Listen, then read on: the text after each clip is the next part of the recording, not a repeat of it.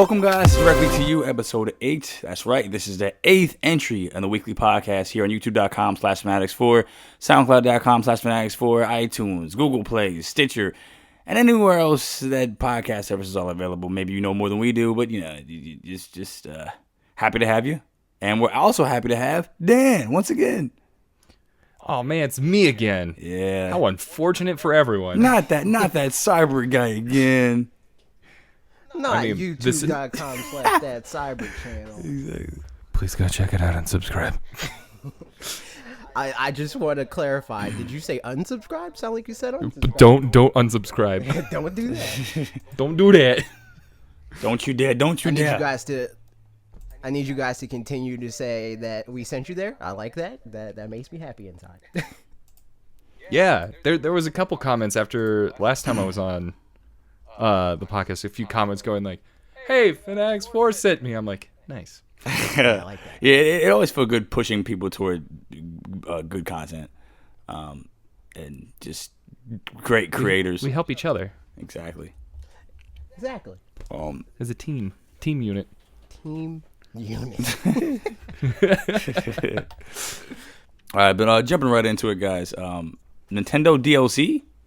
We're starting with the Nintendo DLC because Mario just got the Luigi's Balloon DLC thing, and they're talking a lot about how DLC moving forward is their way to prolong the life of their games rather than like really doubling down on trying to release new games constantly. Like instead of being like, all right, Zelda sequel's coming out, they're just going to add more to Zelda Breath of the Wild through DLC. Right. Not saying that they're going to do that verbatim, but like that's the example that Kimishima gave a while ago in one of their interviews or something like that. It was like an interview or a press briefing or something. Yeah. So yeah, what do you guys want to see? Even if it's for a game that doesn't exist yet.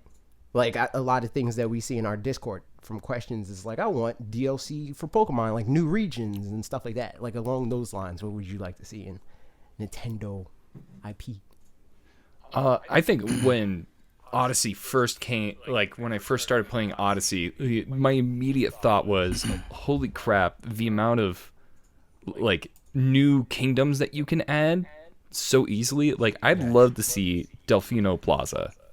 If they don't do Delfino, I'm going to go back in time and cancel Mario Odyssey.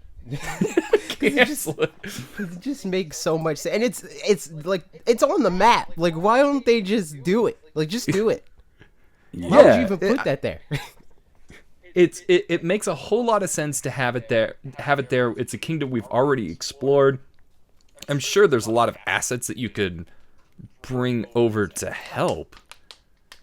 Yeah, I mean, I love that island just in general. So I want them to put that in because Delfino Island's freaking awesome. So how do you think they'll go about doing that? Like you think they'll like use how they use Yoshi, where like maybe there's like I don't know, like a mannequin or something with FLUDD on his back, and then you throw Cappy at him, and that's how you use FLUDD. That would be incredible. I would be 100% down for that. There we go. Coming up with the great ideas off the bat. Again, this is just a moneymaker. That's what this podcast is. Exactly.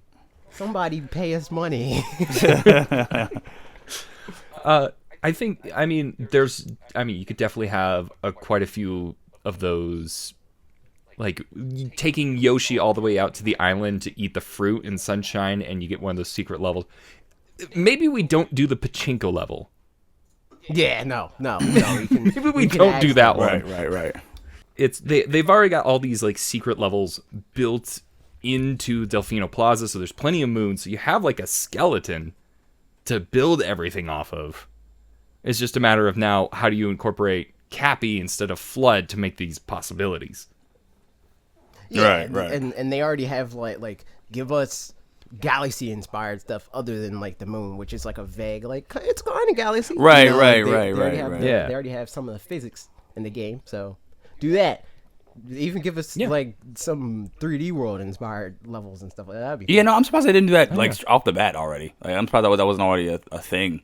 Because you would. I would pay like for like per world, I'd pay at least $15. $15 per world? Yeah. You think? Well, you. I mean, Yeah, you gotta look at how expansive these worlds are. You know, like, I don't think that's. I don't think that's like this thing about how like seriously just in the very beginning when you're on like Cascade Island, for example, like you can literally spend hours just on that one place.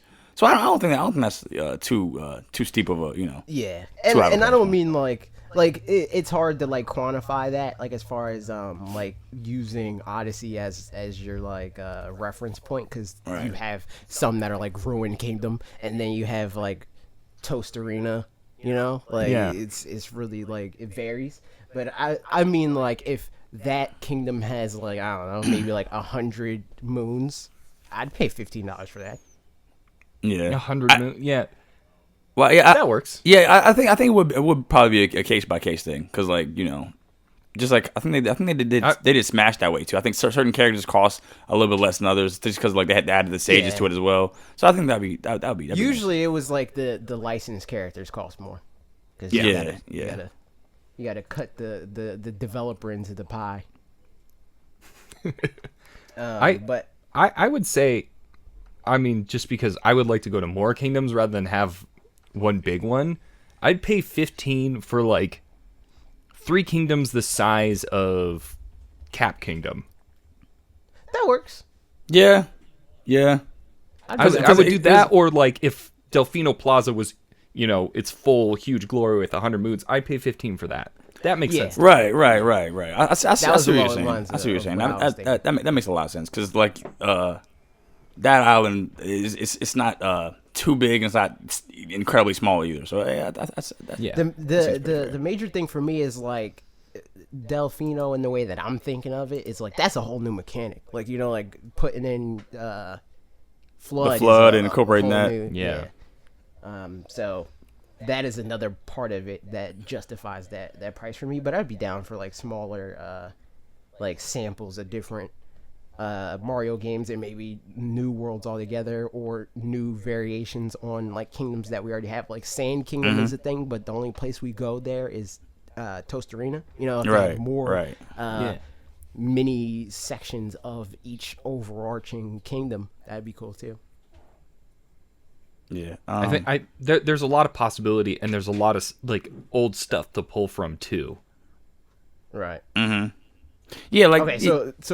So what about other games? We talk a lot about Mario. Yeah, this is just They did DLC. Well, the thing is, like, one last point on that, like they just have so much to pull from that they could the DLC could be like as far as like quantity, we could see a lot from that. But as far as other games, in the same vein, I just want to see. I'm trying to think. Maybe we could get some.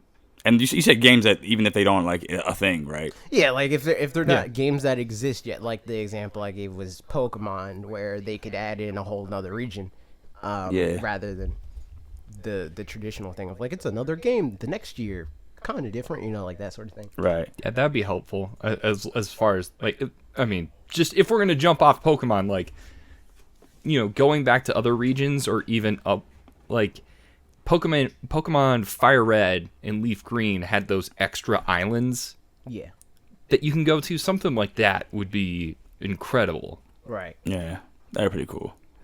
But yeah, I'd like to see and I keep going back to this at this point because it's like just it's so it's pretty much if you already know me, you already know. But I'd like to see like if they come out with if we ever get Star Fox for the Switch, which I'm pretty sure like I don't know. I believe. You believe I so? Believe. I don't know. Yeah, I believe.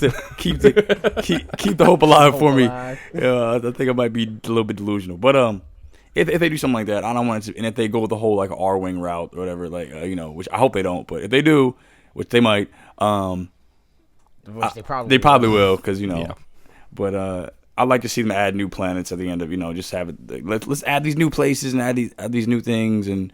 That'd be pretty cool. I also like some new vehicles and just things that just control better than what Zero did.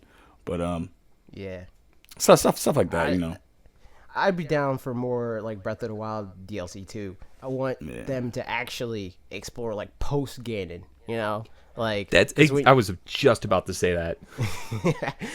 But yeah, because like as it is, like you never really beat the game, you know, like you beat Ganon and then they're like, okay, well he's still there for whatever reason. If you want to beat him, you can beat him, but there's no like rebuilding Hyrule and like all that stuff.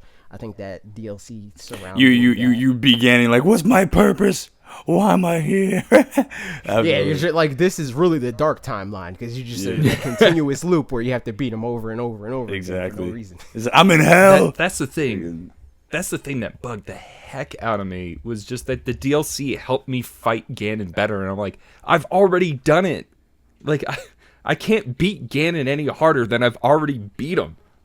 Yeah, it's like how many times are you gonna make me fight this guy for no reason? Like, are we really doing this right now? You're really gonna edge me right now? Is that what this is?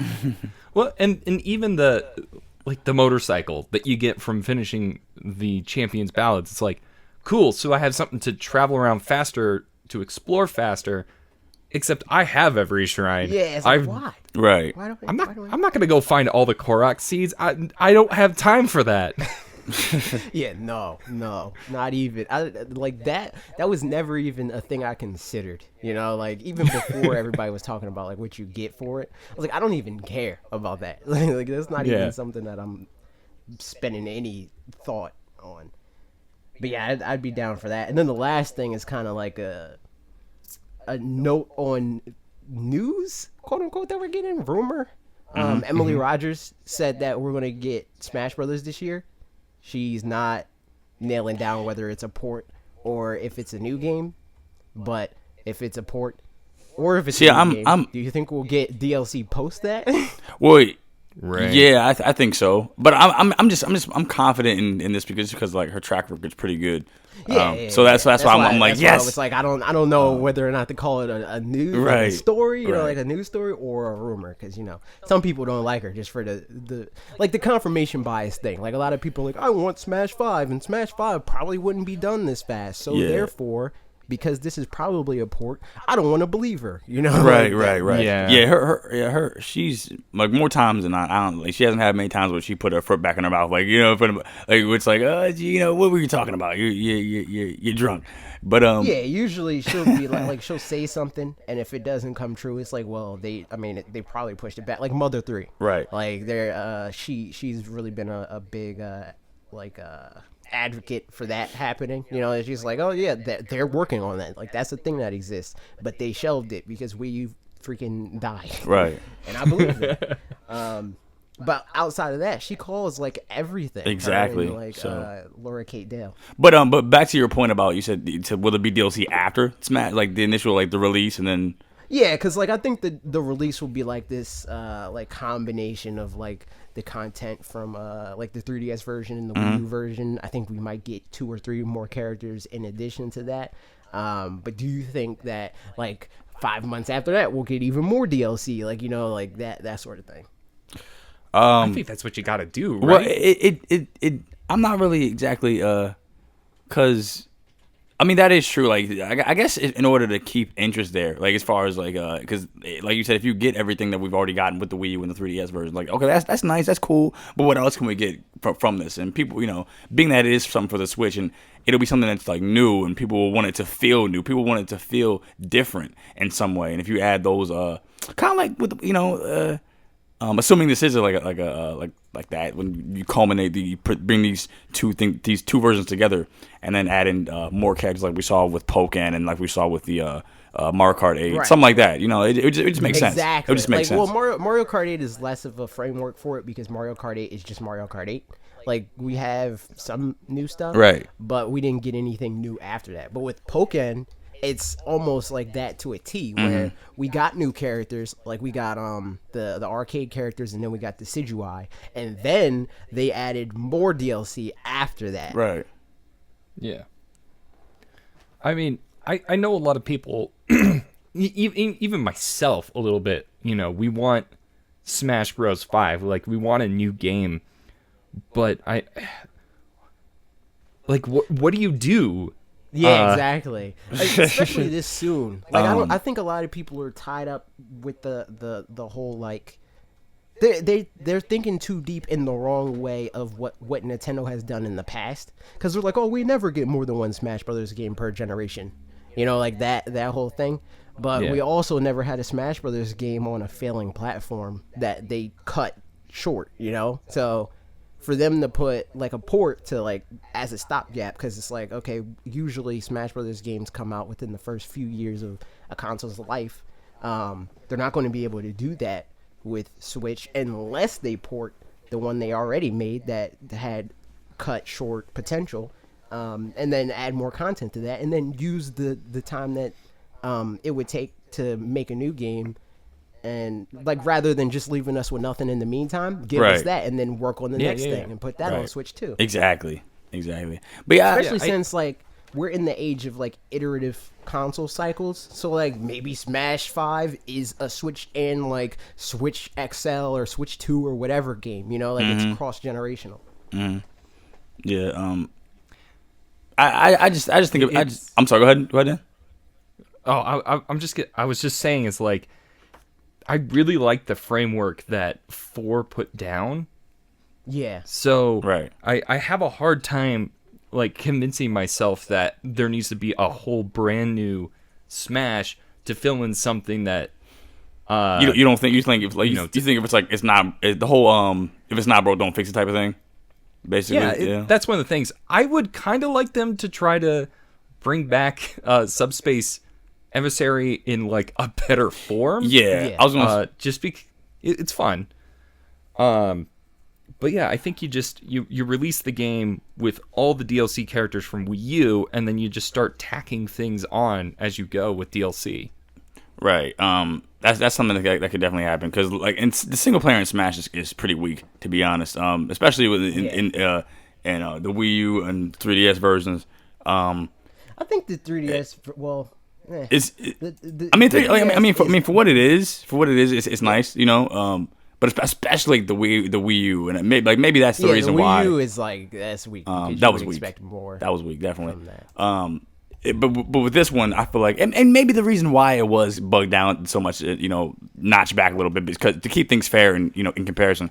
But with this one, since we have like, there is no there's no reason to bar yourself off from these possibilities. Like just go all out with that. I know we all enjoy Smash for the multiplayer, but there should still be like the Subspace Emissary, like you said, that was fantastic. There's still some like things on the online mode I'm just not really too much of a fan of. That could be revamped as well.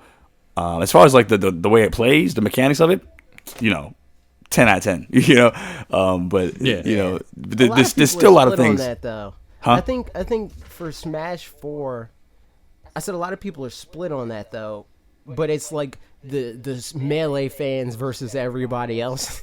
Right. Where, exactly. Right. Like Smash 4 is like the perfect happy medium for most people, where it's like they like it to be a fair amount of competitive, but they also don't want it to be like try hard, like I'm dedicating my life to becoming a professional Smash Bros player. Levels of hard, like the middle ground of Brawl and Melee is like the perfect sweet spot for most, and that's why Smash 4 I think for us is a good place to be at, because that's where we're at, like right. But I don't know, maybe there is more that they could do to the game. Maybe they can add some type of mechanic that's additional, not necessarily like rework how the pacing of the game is, but like something like a Smash Ball sort of situation. Maybe really double down on like stage bosses, stuff like that. Like throw something in there like that. They could possibly do for a Smash 5, but who knows? We're gonna be talking about Smash 5. But I think we all agree that whatever it is, whether it's a port or if it's a new game, character DLC and Geno. Yeah, like that's all I want. He's like separate from character DLC. Just character Geno. DLC and Geno. I want every Switch game from now on includes a Geno DLC. That's all I want. Just put it in every game. You know what? Mario Odyssey's DLC, you play as Geno. Yeah. And then, also Breath of the Wild, Geno costume. Except it turns you into Geno. And instead of fighting Ganon, you fight Geno. Oh, jeez, you guys. But yeah, Smash 5 would just be the perfect game if they do these things right. I think. Yeah, for sure. Much. So let's talk about Dan's video. Speaking of Smash 5, and speaking of, and also speaking of, I would have segued that with speaking of doing things right, because first of all, Dan, and let me tell you why. Let me tell you why I'm irked. Right, I'm irked because you deserve way more viewers than what you got. And hint, if you guys listening to this or watching this, go to that Cybert channel and just subscribe to this man, because please. Let me tell you. Let me tell you. Please do that. First of all, the edit on that video was beautiful. Like that. Well, thank you. I like the way you edited that. Of course, you edit videos well all the time. This one, I think he's fine. This one. There's professional editors. They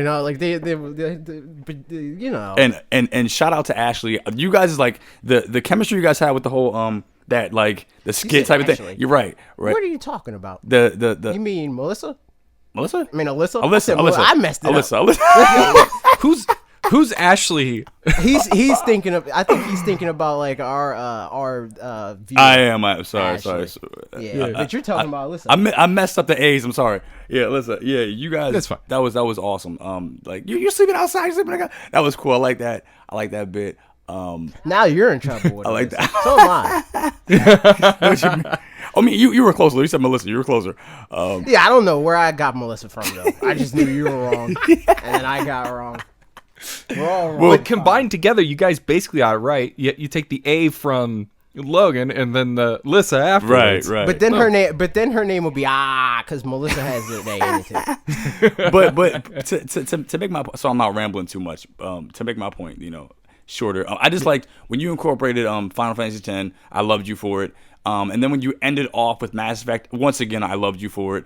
That was incredible. So thank you for making that video, guys. Check it out if you haven't already. And also, that video made me actually want to go download Doki Doki, which I am doing right now, thanks to you. So yeah, that's my Doki Doki Literature Club. I had watched Matt Pat play it. Yeah. And for this video, that's where I probably got it. Because it's Monica. I don't think we actually said the name of the video. It's top 5 couples, by the way. I don't know if we said the title or not. We didn't. But, yeah, we'll link it, and there will be a card and all that good stuff. All that crap. I actually played through the game myself, and I was actually very pleasantly surprised that it didn't feel too much like a repeat for me. Mm-hmm. Because you sometimes you might watch someone play the game and then you play the game, you're like, okay, I should just continue watching the series. I get it. Yeah. Doki Doki was definitely one that I'm glad that I actually went through and played it to capture the gameplay. It's a ton of fun, and it is once it starts when it makes that first twist, it goes hard. I'm trying to avoid spoilers because Alyssa's in the room and she's still playing it. She still hasn't played it yet? Oh, gee. She hasn't. I told you so many times to play it, woman.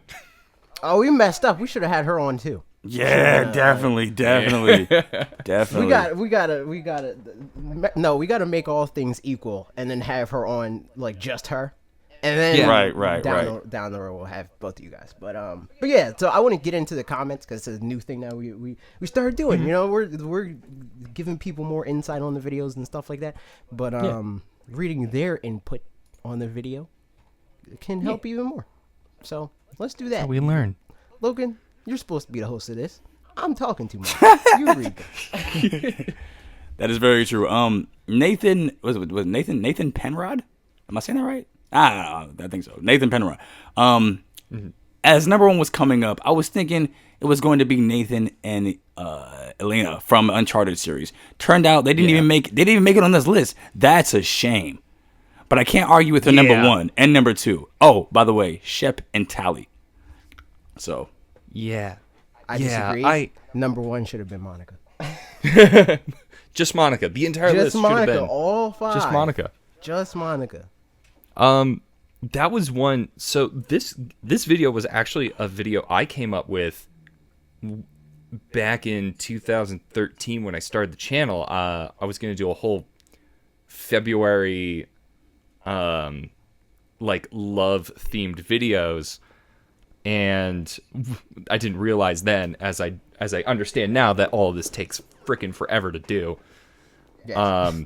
So they were originally on the list, and I ended up taking them off the list just because I've played Uncharted 1, but I haven't finished the series, and I feel so scummy for not finishing one of the best franchises. It fell through. I'm gonna relieve you of that guilt. You shouldn't feel guilty. Uncharted, for the most part, it's very redundant. Like, the gameplay is very very redundant. I'm honestly, I'm not a fan. To be I played honest, through the series. I like the first 3. The 4th one is too long. Matter of fact, no, I like 2 and 3. 1 is fine.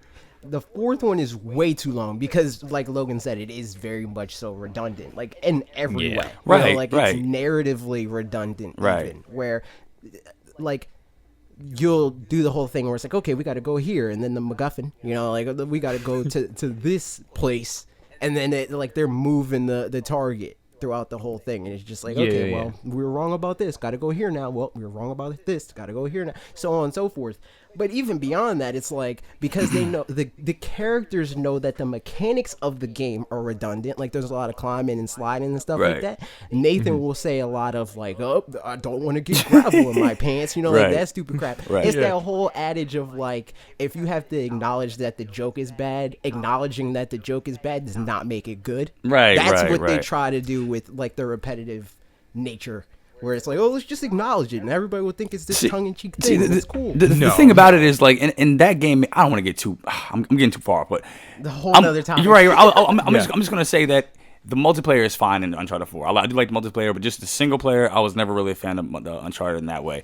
But yeah, yeah, Dan, you got some explaining to do to the commenters. I just explained. I just explained.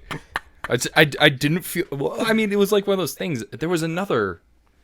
Who else was? Oh, I was gonna put Link and Ilya from Twilight Princess. I love that game.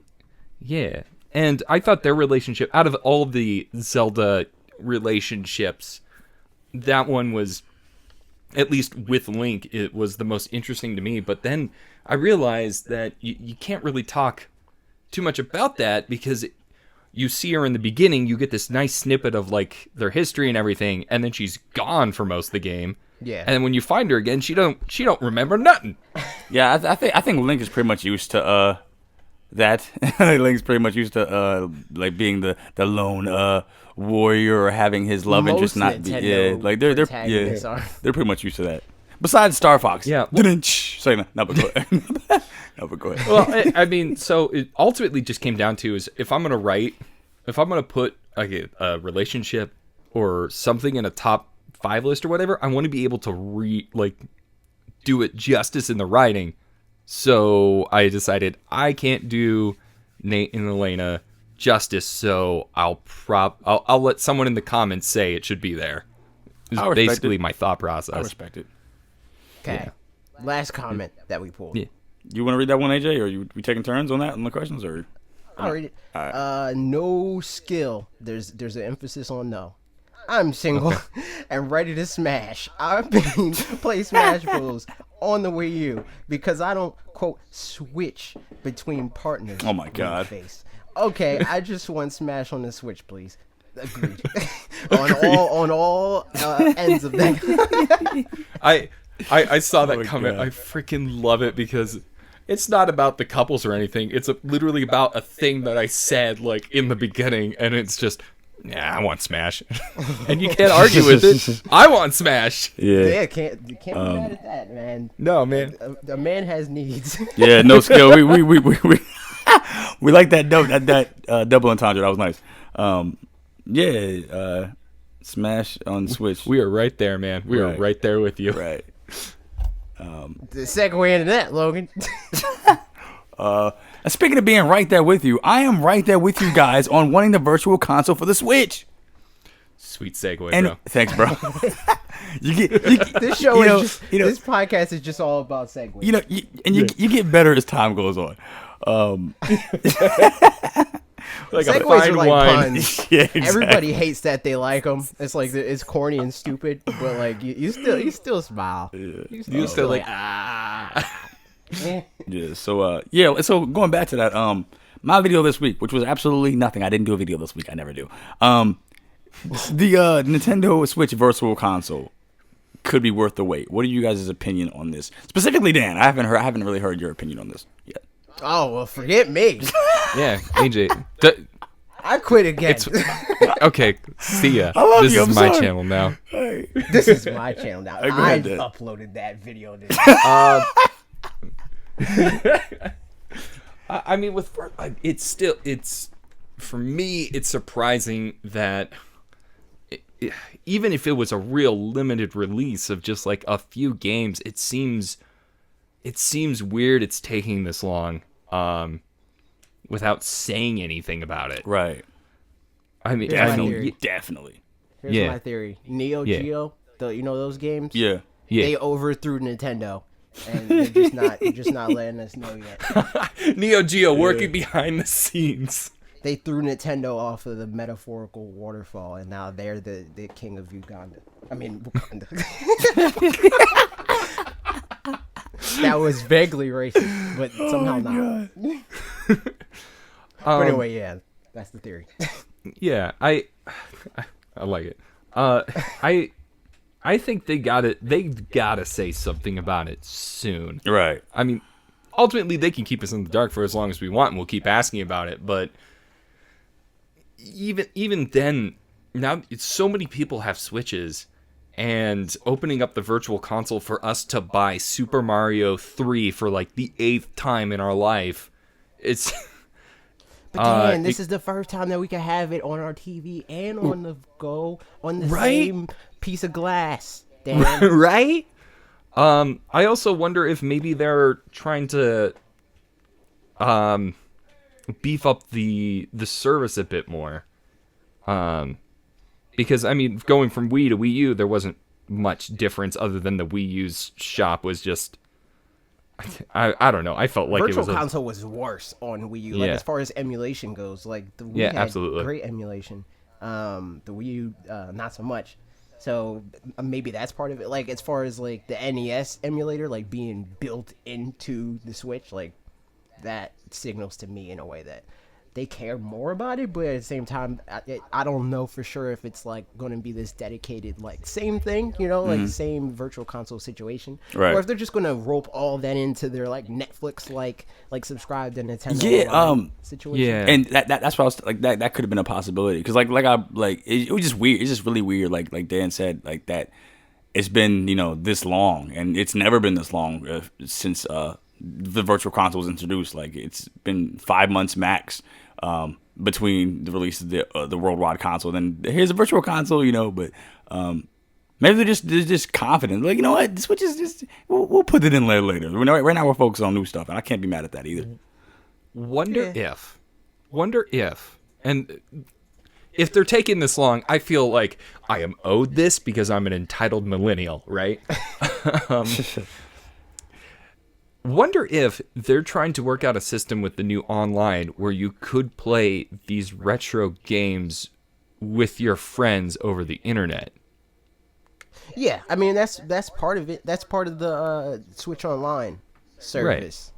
So who knows? Maybe they're trying to like, and that's been getting delayed. So maybe they are trying to like work that into their system where they gradually add more and more generations. Because so far, all we know for sure is NES. SNES they say is a possibility.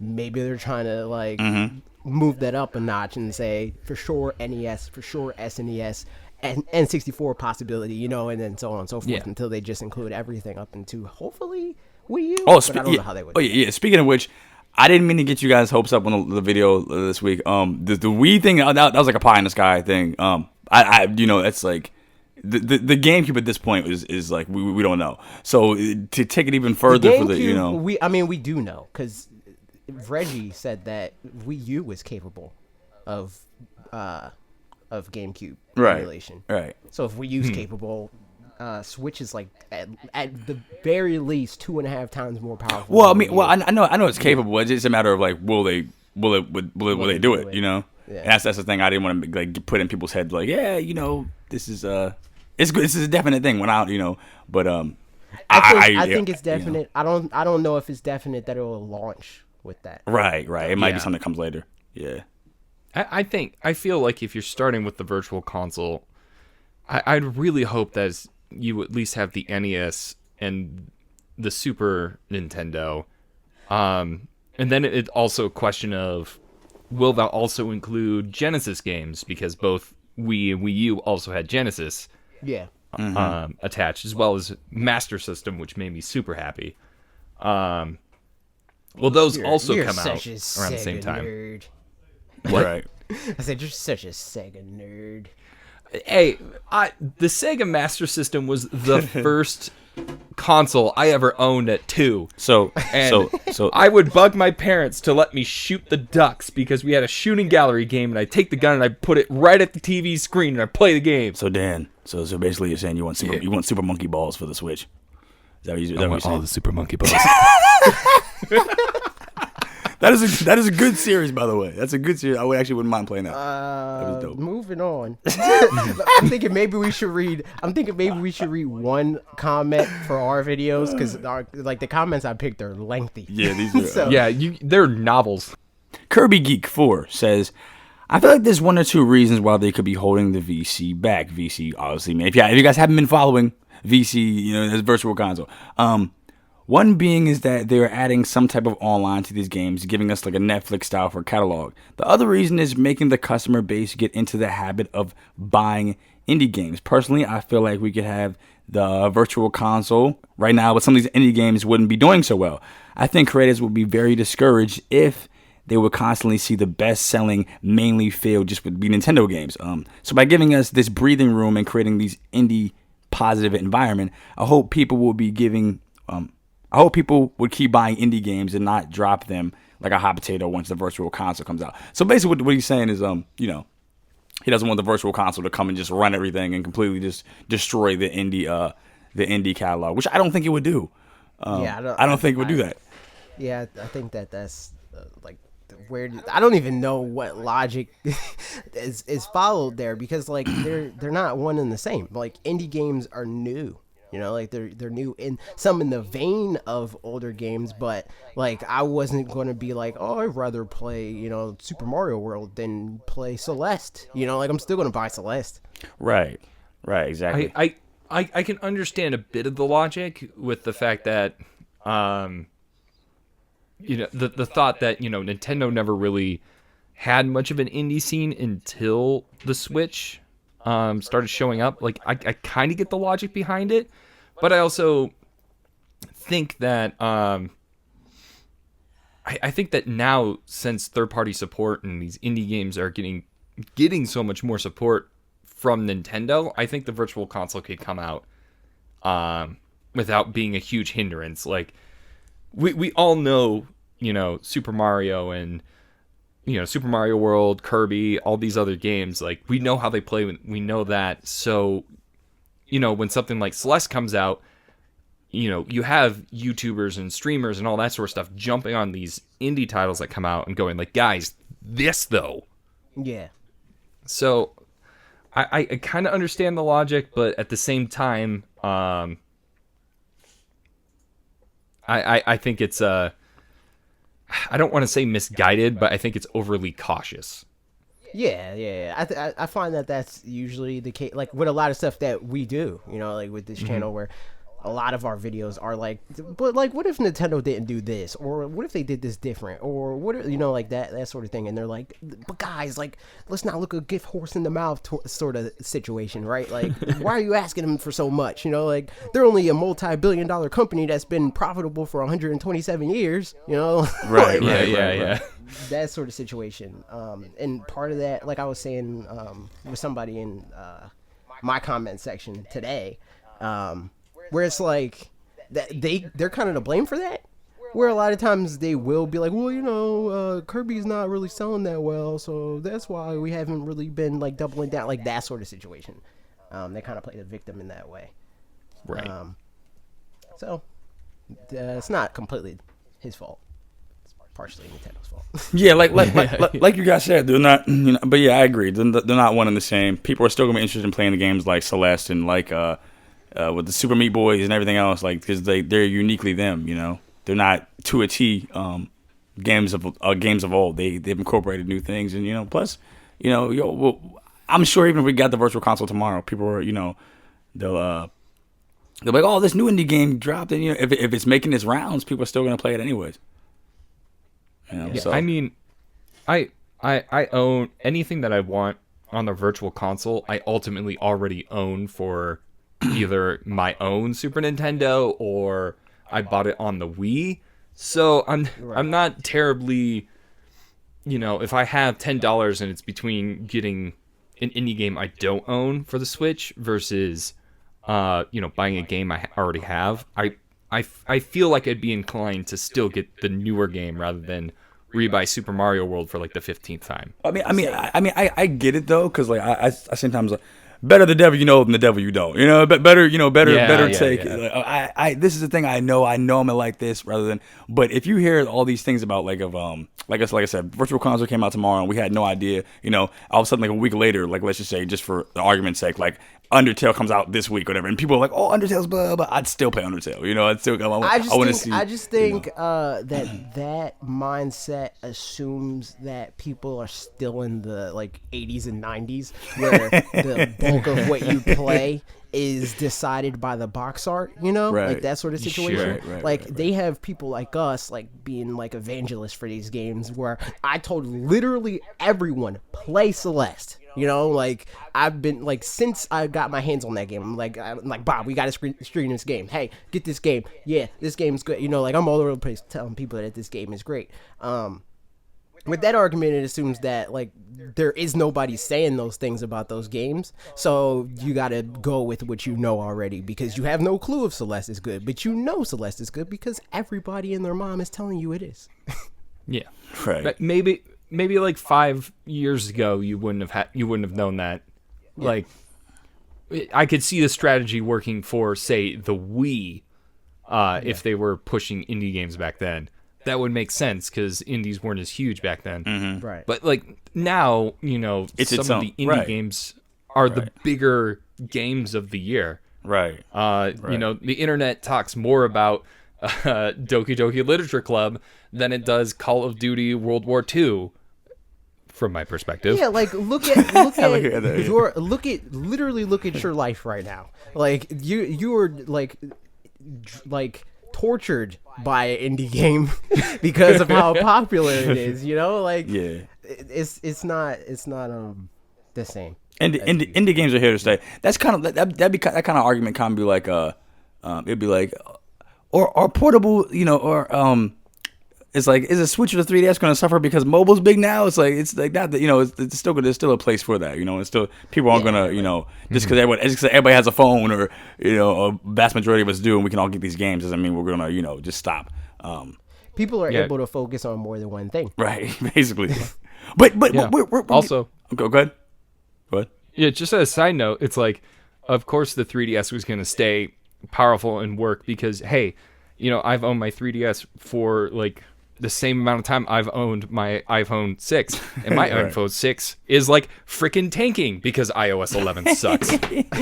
I'm pissed off. I avoid updating that thing forever, and I finally do it to clear space, and now it's just a piece of garbage. Mad. I can't speak on that because I update my phone like like every year. We gotta sometimes more than that. I have a problem. But anyway, speaking of having a problem, Kirby has a problem. Right. Thank you. Kirby's got a problem. Thank you. It's been too samey for way too long. My video this week is Kirby deserves a bigger, in all caps, Nintendo Switch game than Kirby Star Allies. Yeah. What do you guys definitely. Think about We've seen these like different routes being taken as far as like with these Nintendo games. Obviously the two big heavy hitters, but I don't think that would be. Plus, like this goes back to something we were talking about a while ago. The whole Kirby and Yoshi thing. Like those games are very similar. So I think even like making it so that Kirby reinvents itself, that would work well as also, and it would help Yoshi stand out as far as, you know, because like how different. I mean, obviously one sucks somebody up and the other one just, I guess, throws eggs or whatever. But it's just like they're both like the 2D scroller games, and it's like I mean, like, I don't think it's not like the problem is that they're too samey with each other necessarily. I mean, they kind of are aesthetically right now. Yeah. The biggest problem for me is that they're too samey to what we've gotten from them before, and they don't feel like big games in like these storied, like historical, legendary franchises. You know, like we literally know that we're getting two big name, supposedly Nintendo franchises in the first half of the year, and people are still questioning if this year is as good as last year, right? Like if we got two Nintendo, like say we got Mario and Pokemon in the beginning of last year, automatically the best year ever. Zelda and Mario in the beginning of, you know, like that sort of thing. Like it's always those games because they're trailblazers, you know, like the games, even if like Pokemon is really similar from game to game, they make a big deal out of it, you know? I think it's time that I agree. I think it's time Kirby has that shift, that paradigm shift that we saw with Pokemon before, like we saw with Zelda this time, like we saw Mario this time. Like it's just well, less so Mario than obviously Zelda, but there needs to be something like that for Kirby. Like that's okay. This is where, you know, like don't completely like 180 it. You know, you want to keep some, but it's like just, you know, change things and make, you know, it just. I think a 3D Kirby game would be nice to see. Every time I think of Kirby, it's like it always consistently goes back to Kirby All Stars to me. Like, no matter what happens, and every time I see a new Kirby, I always kind of look at it going like, oh, that feels and looks kind of like Kirby All Stars to me, because that kind of level of you know, the copy abilities and each ability having multiple moves was kind of set forth during that, because up until then, whenever you copied an ability, it just kind of like, it did its one thing, like Spike. You jump and you became Spikes. And then All-Stars came along and changed it so you had Yo-Yo, and you could do like hundreds of different tricks that were super powerful. It's so hard because I try to think what I would want it to change, and I keep going back as like, I just want All-Stars again, and I'm like, no, that's not helping, Dan. You're just asking for the same thing we've been doing. It's the same problem. It's just like I think that like making a paradigm shift like that, it's harder to like quantify in the same way. Like, what do I want? You know, because that's one of those things like you don't know what you want until you have it. Like people wouldn't have asked for Breath of the Wild. You know, they would have been like, that's not Zelda. You know, we got Breath of the Wild, and it's literally the best Zelda. Right. Same thing happened to Kirby. Like exactly, like a 3D Kirby. Pshaw. That's stupid. That's not Kirby. Comes out. It happens with every franchise where people are like, that's not the same. I think that if they do that, then it will be a different game. Was Mario 64 a different game? Did we not say that wasn't a Mario game? Yeah. No. You know, like I felt like with you know, Metroid Prime, like all of us going like first person Metroid, like. Yeah. What the hell is all this? How is this gonna work? A Star Fox was on foot. No, but that really did. Bad example. Because most people don't like that. That really did backfire. But yeah, no, I mean, and even if 3D Kirby does backfire, right? Like at least give him that chance. Right. You know, right. Why not? Well, and I also think one of the things that Kirby kind of suffers from is this idea that the target demographic is generally a younger audience. Yeah. So very true. Very true. Very true. And you got to keep that in mind. Like, of course, I feel Mario, especially with Odyssey, kind of got away with, upping the challenge of the platforming and all that sort of stuff was the idea that someone could take control of Cappy. Therefore, you had somewhat of assistance if it got difficult. Yeah. Breath of the Wild only became as difficult as you made it. You didn't need to go do everything. So, those, like, I feel like Mario and Zelda are kind of aimed towards this, like, I don't want to say older demographic, but the one that grew up with Nintendo. Mm-hmm. Whereas Kirby's always kind of had, it's a pink fluff ball whose only objective in saving the world is his food was taken away. Go get your food back. Right. So there's a simplicity that you need to overcome. I mean, to be fair, I see where you're coming from with that perspective, but at the same time, the same can be said for Pokemon. But there's been a lot of games where, as far as like, especially like some of the narrative things with Pokemon, like it's some stories that we've seen were very dark. It's like is this really like what Pokemon game was it? Whenever they were talking about I'm trying to think. I think maybe it was Black or White or I can't remember what story. I'd say like Black and White, and Black and White is probably the one with like the quote unquote deepest, Yeah, like narrative, like where they're talking about like, is this abuse? Like, do Pokemon want to be with it? Like that? Right. Like they're like when the one with N. Was that Black and White? Yeah, that's Black and White. Yeah. Just seeing those, like, is this right? Is like, these are really heavy topics for children. Like, so like, and seeing that, go ahead. My counterpoint to that would be that Pokemon's competitive scene is really huge. So, right, but that's the strength of Pokemon, because Pokemon's approachable to everybody. I think that is a possibility for literally every game, and arguably it should be what every game is, unless you do want to go hard left on like being really mature or really childish. But I think that Nintendo tries to be in the middle with everything. Like, they'll even say that Kirby to them is not just for kids, like it's aimed at kids, but they're not going to like wall it off to say like, oh, you can't play this because you're not a kid. Right. Right. They try to make it appeal to everybody. So if you're going to make it appeal to everybody, they gotta move up the skill ceiling a little bit. Yeah, true. Yeah, very true. Yeah, I mean, also when it comes down to it, I have hopes and wants for a Kirby game. But ultimately, I've like ever since I watched AJ's video, I've been sitting here trying to figure out like how do you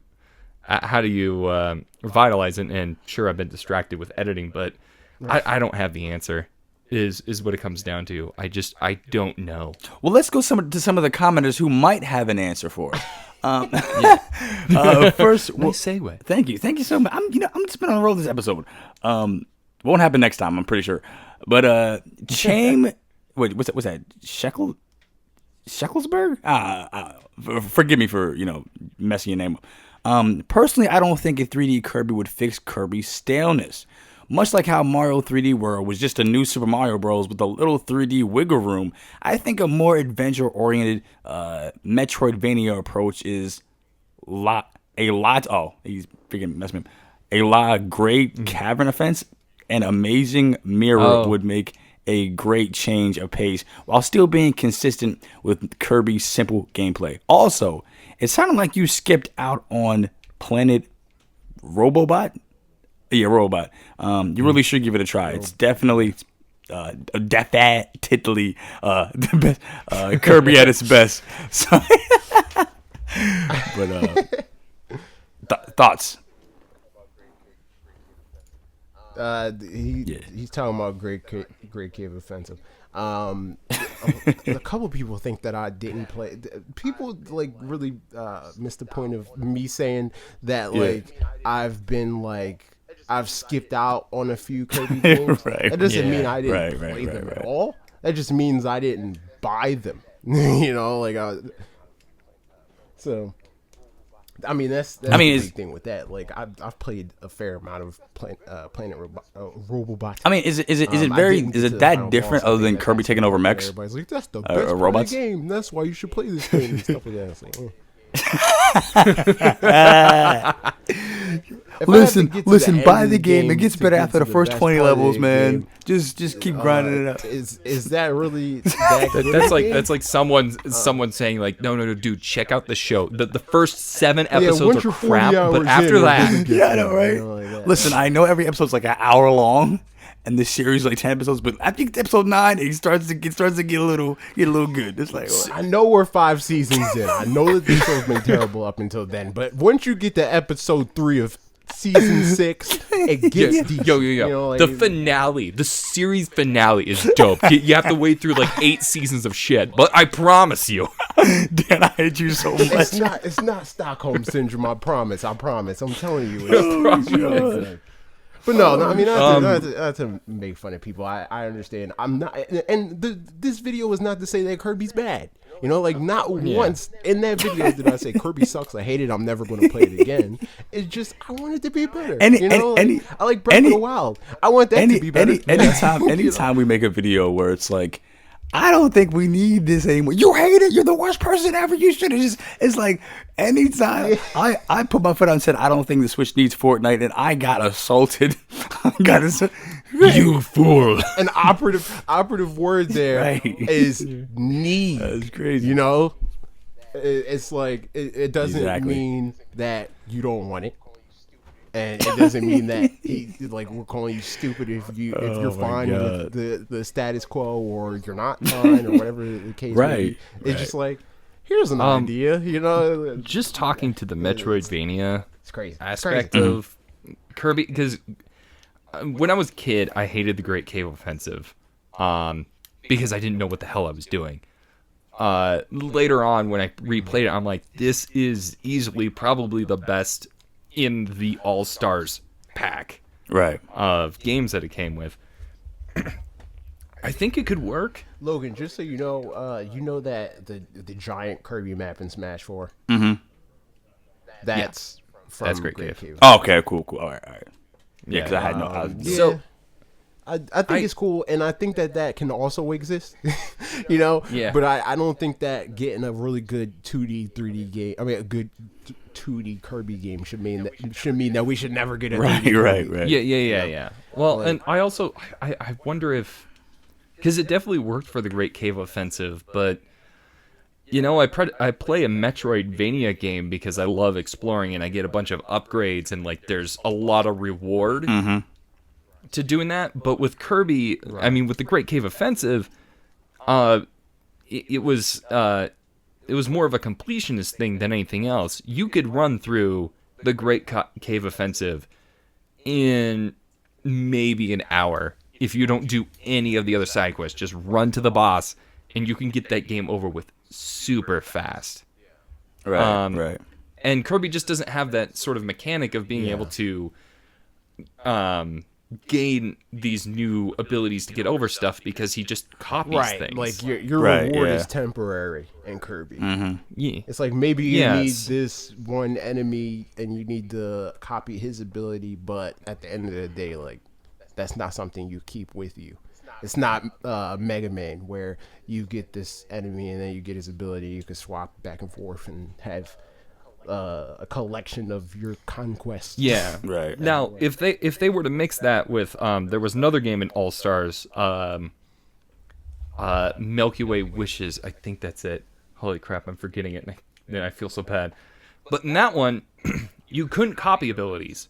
You had to find them and unlock them. Now, if they did something like that, it would be that would be all right. But then again, you kind of lose part of the strategy and fun of Kirby of, oh, I'm finding Hammer, I have to keep Hammer for a period of time. This is just, with that one, it's like, as much as I love Milky Way Wishes, it was very much, I need to be Hammer right now, and then you swapped over to Hammer, and then you were Hammer. Oh, I got to be Bomb right now, and you swapped over. And it was fun for that one particular game because it's what made it unique.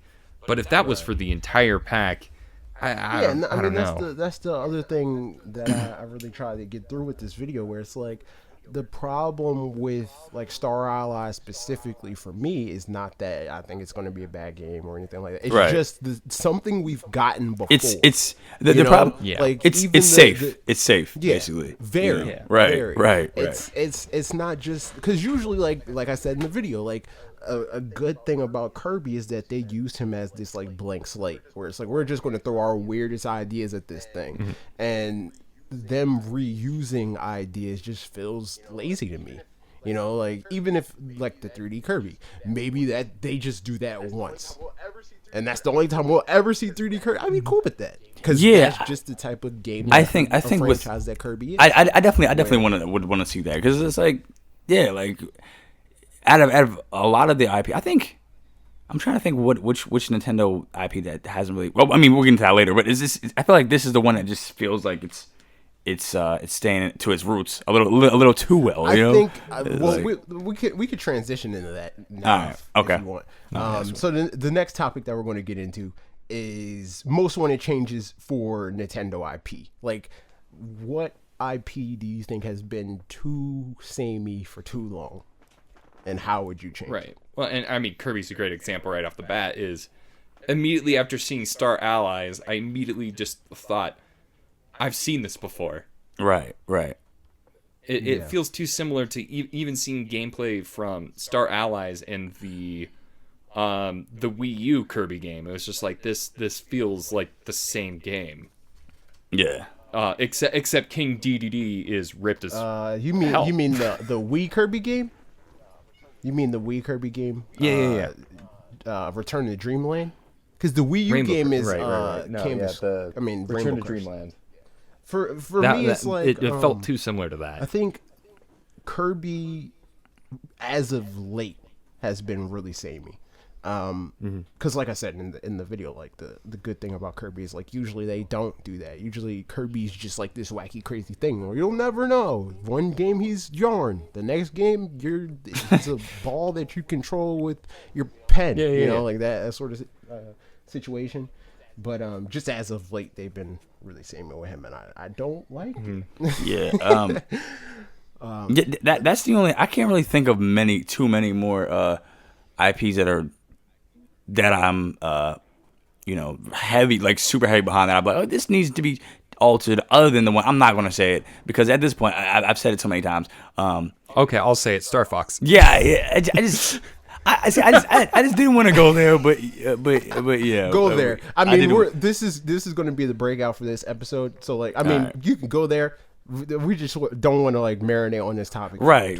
Ooh, I was gonna say. 10 minutes. I don't want to like rehash old things because like I'm just we've talked about. I feel like I'm a parent who's been like disciplining their kid about the same issue every single time. Like, what you need to fix.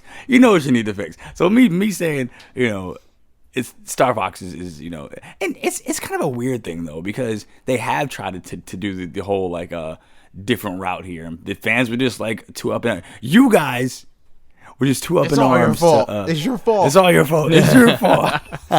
Star Fox is dying and it's your fault. No, but it's just they were just like we want to have these. I've never seen a community fight back so hard as far as like we want you to stay in this niche, this box here. I've never seen that before. Nintendo, that's just Nintendo fans in general, and it drives me crazy. Like I didn't even know that was a thing until this was announced. Like that sort of situation. Right. Because like for me, it's always been like I really like Nintendo for their willingness to change a lot of things up. In terms of like games overall, like Splatoon, like the point of their shooter is to not shoot people, like that. What like that sort of situation. But so many Nintendo fans are like, I want Pokemon to be Pokemon. I want random encounters. I want the 3 starters. I want to start with a rival. Like they want the same experience over and over and over again with little to no changes. But for me, another big franchise. I was just about to say that. Yeah, overhaul is Yoshi, because Yoshi, I would say, changed Yoshi changes. Well, that, I mean less that than Kirby. I mean, that could be a thing of like would Yoshi doesn't have as many games either. Yoshi's just like Yoshi's he's kind of like an afterthought. Like, oh yeah, we'll make a game for him type of thing. Yeah, You Yoshi know? doesn't have as many games, right? But the ones that he does have are the exact same formula. Like the only, with True. the exception of like Yoshi's Cookie, right? Right. I mean, not Yoshi's Cookie, like the Tetris Attack, like that those sort of games where Yoshi's there. But for the most part, the only real variation is like, do you have Baby Mario, or not? Other than that, it's like it's the same and game. it's even like after Woolly World, the next Yoshi game still feels like it has that exact same aesthetic as Woolly World did. Right. Even though it's trying to be a different game, it's just one of those things that like, because it's not Yoshi is this sort of spin-off of Mario, it never feels like they give it enough love and change in it. I mean, even this new one, the whole big thing is it's 2.5D. And that there seems synopsis of this podcast. The title: Nintendo, your platformers are lazy. Change them. like what? Freaking 5 million views first. That's the title.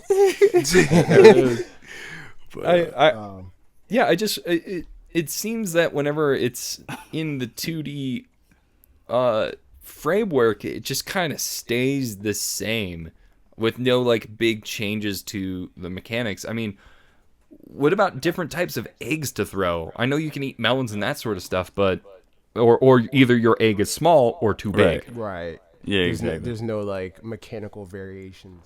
It seems like there could be a lot more potential, mechanics to throw in to shake up the gameplay other than this time your yarn. Yeah, exactly. Yeah. And I mean, that is a welcome change. Like I like that they aesthetically like flip Kirby in that way, but I also want the gameplay to follow suit. Yeah, exactly. It's what you want to see, and that's kind of why, adding Kirby in a mech, felt like a a decent change. Yeah. Again, it goes back to Stockholm syndrome, right? Like when your oppressor, he's like, oh hey, we're eating pizza tonight. You're like, yes, pizza.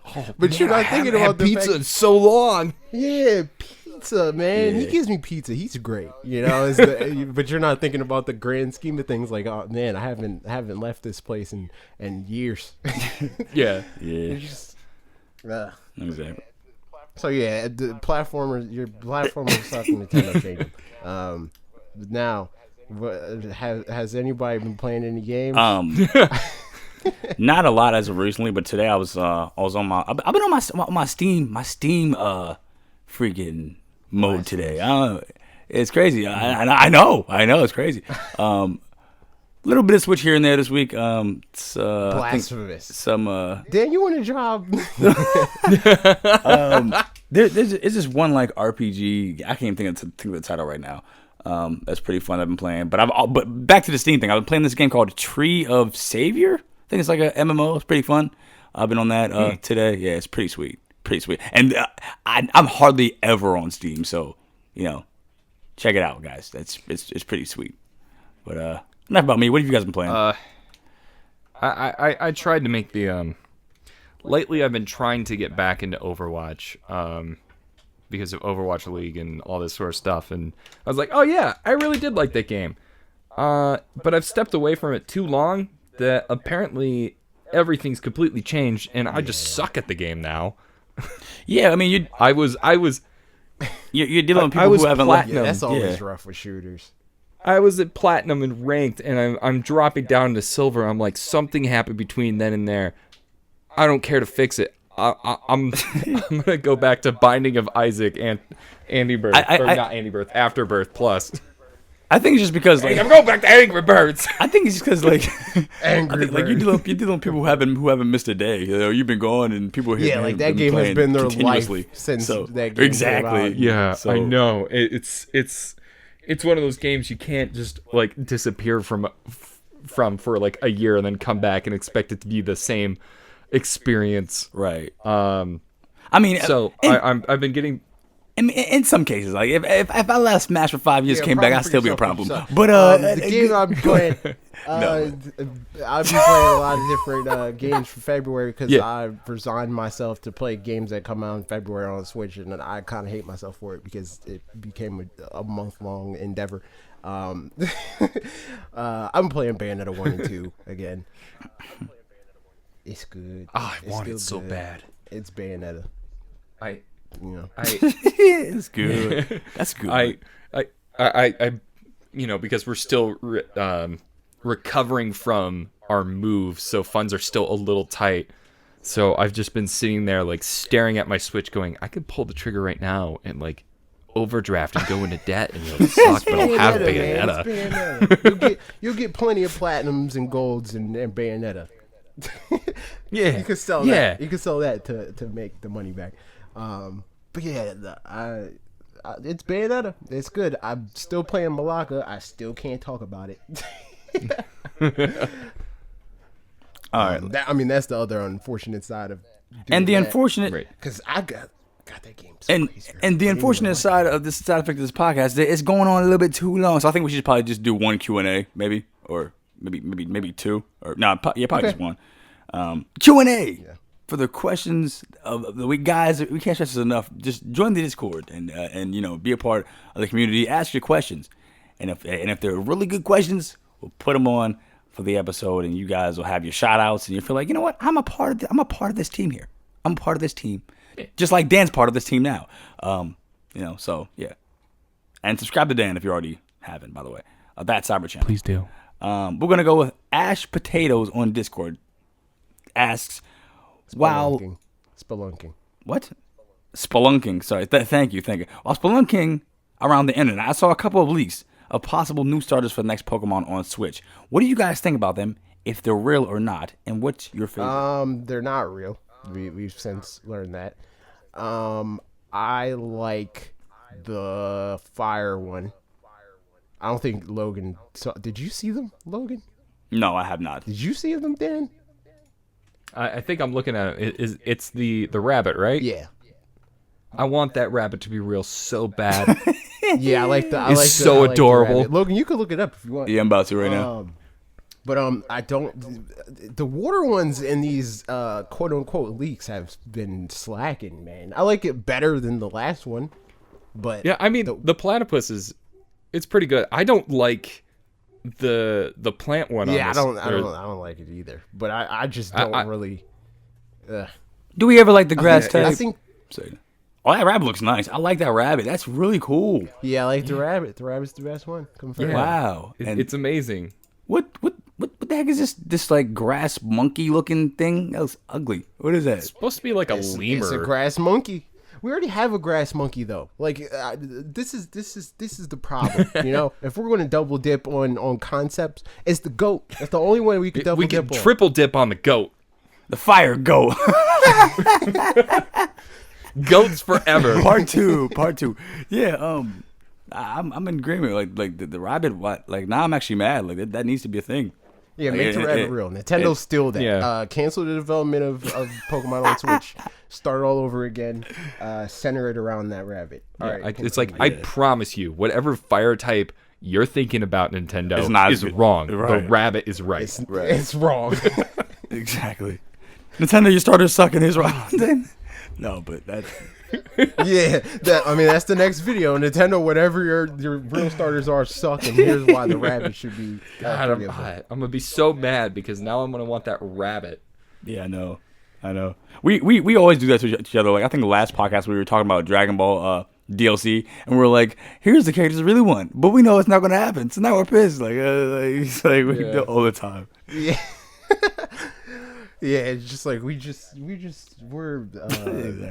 sad. But yeah, Mega Kirby. Speaking of Kirby, this is a pretty lot of Kirby big people. Kirby week for the This is channel. why this video's doing good because there's a lot of people that like Kirby. Right. Yeah. Right. More Kirby.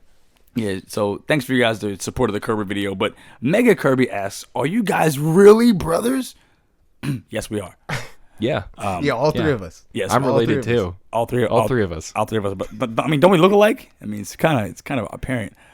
No, but yeah, you know, we're just really, really, really, really close friends. We're honorary brothers. That's what we are. You know. Okay. That's that. Now this is. I mean, it's still going to be a question that people ask as we grow. Yeah. Because Dan and not Dan, Bob and Will get that question constantly, and they've answered it hundreds of times. They have a video about it. That's how you know it's getting crazy. We just get like, all right, guys, we're tired of this.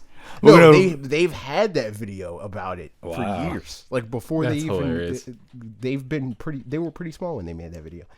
But yeah, Okay. I digress. Mm-hmm. You want to read? Let's one more question, or- let's do one more because I really want to hear you guys' opinion on this one.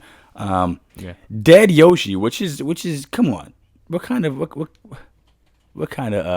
username is that? Come on, you don't want Yoshi. We don't want Yoshi dead. But they ask, do you think that Nintendo will make a new version of the Switch that is 1080p handheld and 4K docked in a few years? So basically, when Nintendo do this whole in between console thing that Xbox and Sony are doing, or I still think that they're going to go in a tick and tock sort of situation where, like one generation, quote unquote, you know, maybe in 3 years we get a dock that up-reses the Switch to 4K when docked, and then 3 years after that we get a new Switch console that's 1080p, like on the handheld, and then like some improvements to whatever the docked image is. You know, like I think that Right. would be on that type of cycle, because they kind of have a patent for something of that same along those lines. You know, they have the computational like thing where other consoles and attachments can improve the performance of a console. So Yeah, I think it's I mean, possible. it's such a hard thing because 4K is just starting to become like an affordable option for most households. And I base this mostly because I'm still editing in 1080p. Right. If I'm still editing in 1080p, we don't need to go to 4K yet. Is my thought process. Yeah, I mean But- that's Yeah. Nintendo's process too. It's. Oh, sorry. Go ahead. I'm sorry. I'm just thinking that, in a few years, probably not. AJ, I think you're on the right track with it. You know, we get a dock that upreses, that upscales it, and then, you know, a little bit down the line we get Switch XL or something like that. I think that that would I just just- be the most Nintendo-like option, because it can keep everything ultimately cheaper. Because they can say, okay, rather than saying here's this 4K console that's $400, akin to like Sony or Microsoft, and just do the dock, and then the dock is, instead of being $80, it's $150, you know, and then you get the new console and it's $300 still. You know, they can keep a better, more digestible price, Right, for when they upgrade. Yeah, the console. I think if they do decide to go that route, that'd be the most plausible. Like, you know, that makes sense. You know, but as far as like the likelihood, I just don't see them. I don't see them doing it at all. Like, Well, I don't know. I don't see them really going that route. yeah, well, if you look at trends like like PlayStation, Xbox, they do these upgrades for power. Mm-hmm. And then when you look at Nintendo, recently they've been doing. I mean, besides like the 3DS and DS, which had, you know, various XLs throughout that, but on the home console market, they did new consoles when they had a new concept. Right. Like, Right. they went from GameCube to Wii Right. with motion And, I mean, technology. to an They went extent- from Wii to Wii U See- with the gamepad. see, my- and they went from Wii U to Switch for portability. Right. Like, sorry. I'm sorry. I'm sorry. Finish But my thought, Logan. no, I'm sorry. I apologize. But my thing about it is like, what audience would they be trying to hit with that? Because like, would they try to convert the people who care about that kind of thing onto the Switch? Because they could do that from the jump if that was their game plan, or because like I think that the reason why that would be beneficial is, I mean, this is along the lines of something that Emily Rogers says a lot, where the point of Switch is now that it's your PlayStation 4 where you can take wherever. Yeah. Like, that's what they're doing with Switch. And like iterating on its power helps them keep parity in a way where it's like, okay, well, now they're moving to 4K consoles, and that's not just their like Me Too console, you know, like their other thing where it's like, it's an option, you know, like you'll still be able to play every game on your PlayStation 4. Like eventually new games will only work on PlayStation 5 and Xbox, whatever they call it. So I think that releasing a more powerful Switch will help them keep parity. And along the lines of like what Dan was saying, to an extent, they do kind of chase power too, because their developers, they just think like, okay, how long can we make the game that we want to make with the power that we have? And then once we hit a wall, that's when we But yeah, I definitely see his point as far as like the only time they've like really was the innovation with the different. That's the only time we've really seen like a jump in as far as like changes. But that's the thing. I don't even think it's not even necessary because like you said, they know how to utilize their hardware to bring the best out. Like Odyssey looks incredible. Like I don't care what anybody says, you know. Right. But at the same time, like it's not going to look incredible in the same way, you know, 4 years down the line, right? Like their games a lot of times, when they come out, they're like, man, like if this is supposed to be as powerful as PlayStation 3 was, why were there no PlayStation 3 games that look like this? You know? So eventually they have the best looking like Xbox 360 or PlayStation 3.5 caliber looking games, right? But what would they do with PlayStation 4.5 caliber games? You know, like that sort of situation. So I think that that's a good field for them to go down, because like their games end up looking like early gen, whatever the generation they're on. So like early PlayStation 4 generation, next maybe their next thing will be early PlayStation 5 generation. Definitely. Absolutely. And on the go, that's phenomenal. So I eventually, but I don't see it. It's in their game plan. Right. I don't see it because like they would have. I don't think it's necessary for them because like they could have hit that. Like they could have been like, you know, here's right. Yeah. I mean, it's doing phenomenal as is. We don't need a 4K Switch, guys. All right, we don't need it. We're talking about funny. But it's 3 years from now. We don't know what we need 3 years from now, Logan. It's only been like a year of having the Switch, and we're like, okay, so let's talk Switch 2. Let's talk about the next. Yeah, that is true. Like. But I mean, they did that. You know, I guarantee that as soon as Switch shipped, they're like, all right, but like, what's Switch 2 going to be? Yeah, it's honestly, it's, you know, we're just victims of the media. Like as far as technology, it evolves so quickly. I don't even blame the people for looking at it like that. Like technology, it goes the fastest moving thing ever. Like, you know, it's just so fast. So like before you know, right? Somebody made a joke to me one time. They said, You go to the Apple store, you get a iPhone. By the time you get back to your house and unbox it, they got a new commercial for the next one. It's kind of how technology is. Like that's kind of what it's like. It's like it goes. I mean, because like, what else are they going to do? Like if you're like, think of it in our field, right? Like we upload a video. When you upload your video, you're not already thinking about what your next video is going to be. Yeah, exactly. That's true. Yeah, so like. It's the same thing, especially for us because we're on the weekly grind. Right. So we gotta. Sometimes we think about videos like in bulk, where it's like I'm going to do this video, and then next week I'm going to do this video, and then you start thinking about your next 2 or 3 videos. You know, like that sort of situation. So I don't blame them. Yeah, true. Thanks for tuning in, guys. We'll be back next week with another special guest. So I don't know. We'll see. It's me again. Maybe I don't know. We have guests. I just had to stop being lazy. Dan, he just comes through in the clutch. Dan, if last second, if you want to make a 2-parter next week, let's do it. You know, we're always happy to have you on. Man, I'm usually sitting by my computer anyway, so. Hey, we could. I mean, maybe we could do that. Maybe next week we can do you and Alyssa, and then the week after that, just there you go. Oh, we gotta do. All right, we gotta do. Definitely the Dan and Alyssa. I also wanted to do a. Just do the super like a predicting Super Mario Odyssey freaking podcast directly to you. So I have Bob, Dan, and you and I. That'd be awesome. Jesus Christ! All right, let's figure that. No, we got it. We'll figure it out later. Wait, did Every podcast. Hold on. Wait, We're gonna go through our entire podcast lineup. Stick around. Oh, I was just thinking. I was like, did we do the send off already? Did we say goodbye? Yeah, no, we didn't. All right, see you guys. Bye. Bye.